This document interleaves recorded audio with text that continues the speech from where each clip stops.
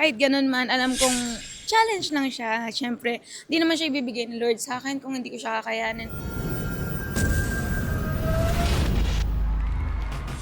Hi, I'm Biel Santos. I'm 18 years old from, once again, Blazing Gens. Wala nang boses.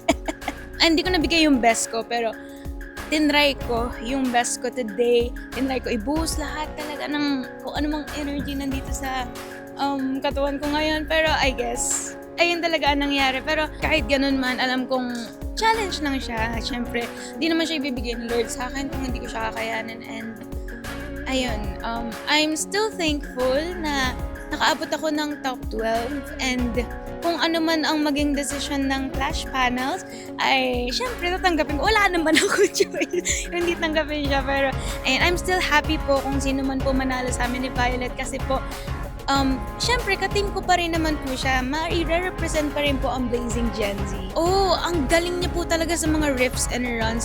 Ako po, hindi ko po talaga like forte ang mga riffs and runs. Kaya nabibilib po ako sa mga kagaya po ni Violet na talagang nire-risk nila ang riffs and runs. Ayun, sobrang bigat din po nila. Lahat po sila mabigat kalaban. Ayun po. Sige lamang ba?